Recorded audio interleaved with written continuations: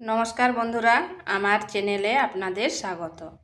তো প্রতিদিনের মতো আজকেও একটা নতুন ধরনের ভিডিও নিয়ে এসেছি। হালকা হালকা শীত পড়ে গেছে, তাই আজকে বানাবো অপরাজিতা পিঠা। এটা দেখতে যেরকম হয়, খেতেও কিন্তু দুর্দান্ত লাগে। তো চলুন দেখে নেওয়া যাক আমি কিভাবে এই পিঠাগুলো তৈরি করি। এখানে একটা কড়াই বসিয়েছি, দিয়ে দিচ্ছি জল।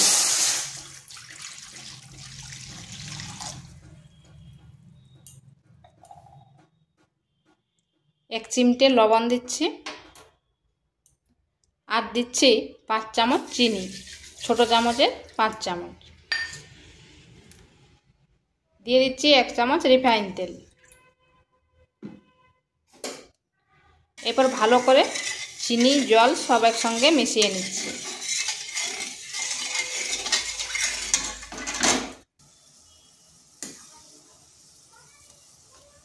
চিনিটা ভালোভাবে গলে গেছে, আর দেখুন জলটাও ফুটছে। এরপর আঁচটা একেবারে স্লো করে দিচ্ছি। এখানে দিয়ে দিচ্ছি 1 বাটি চালের গুঁড়ো। আঁচটা কিন্তু স্লো আঁচে করে নিতে হবে। আর দিচ্ছি ওই বাটিরে হাফ বাটি ময়দা। এরপর ভালো করে মিশিয়ে নিচ্ছি। মাপটা কিন্তু 1 বাটি চালের গুঁড়ো আর হাফ বাটি ময়দা, আর এখানে জলের পরিমাণটা লেগেছে 2.5 বাটি। আর আমি জল দিয়ে করছি, আপনারা চাইলে দুধ দিয়েও করতে পারেন। দুধ দিলে ওই রিফাইন তেল দিয়েছি, তার পরিবর্তে ঘি দিয়ে দেবেন। এরপর ভালো করে এটা মিশিয়ে নিচ্ছি।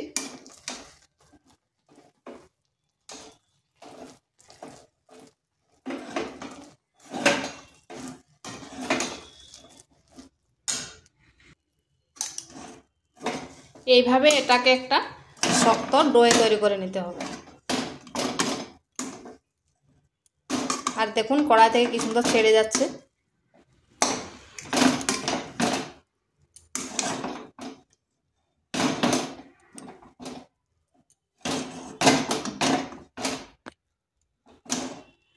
তো এটা হয়ে গেছে, এরপর নামিয়ে ঠান্ডা করে নিচ্ছি।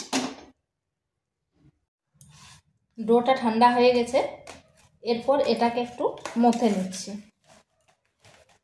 এইভাবে মথে নিলে একটা সফট ডো তৈরি হবে।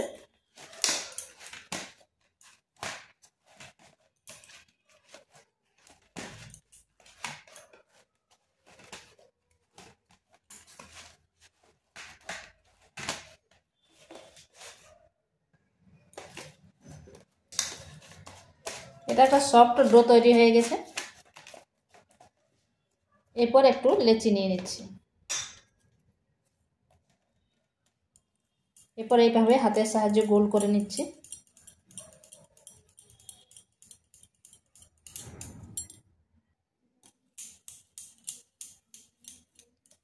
এইভাবে গোল করে নিয়েছি। এরপর এটাকে হাতে হালকা চাপ দিয়ে দিচ্ছি। এইভাবে চাপটা করে নিতে হবে।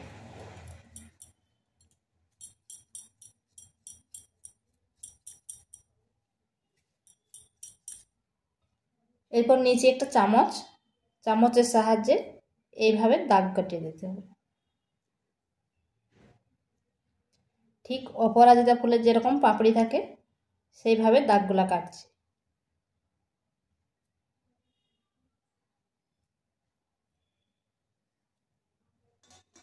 দেখুন কত সুন্দর হয়েছে।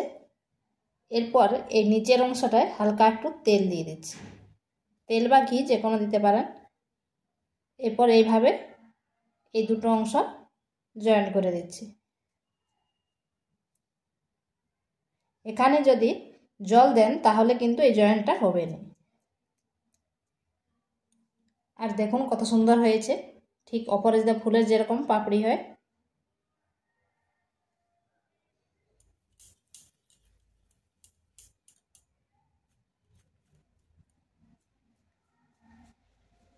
এইভাবে চাপ দিয়ে দিয়ে একটু বড় করে নিতে হবে।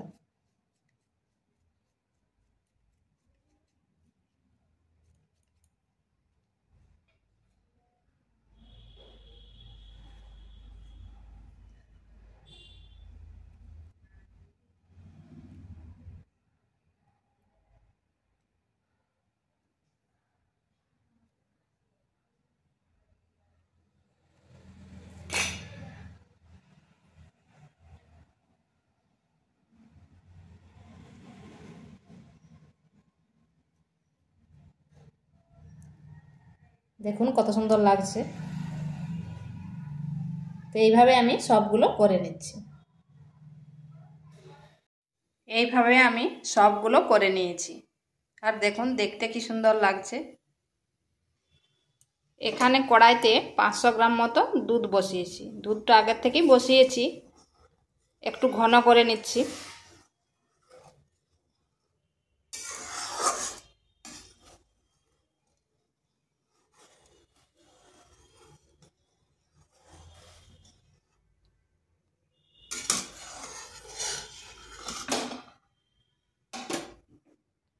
এরপর এখানে দিয়ে দিচ্ছি 2টো এলাচ, একটা তেজপাতা, আর দিচ্ছি চিনি।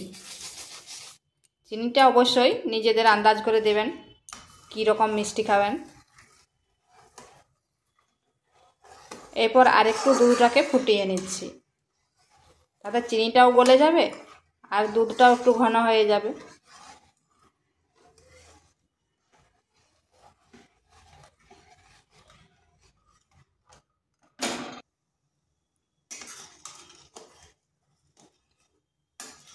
চিনিটাও ভালো করে গলে গেছে।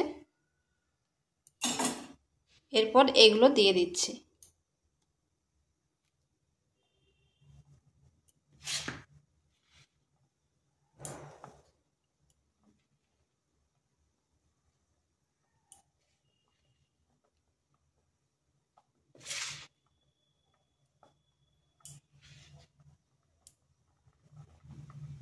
আর এগুলো বুঝতে পারবেন, এগুলো যখন হয়ে যাবে তখন উপরে ভেসে উঠবে।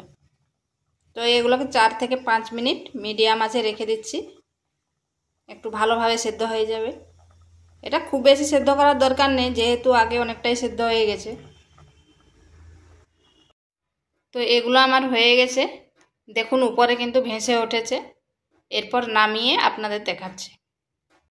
তো দেখুন বন্ধুরা কি সুন্দর হয়েছে, একটাও কিন্তু ভেঙে যায়নি বা খুলে যায়নি। তো এইভাবে একবার করে দেখতে পারেন, খেতেও কিন্তু দারুণ লাগে।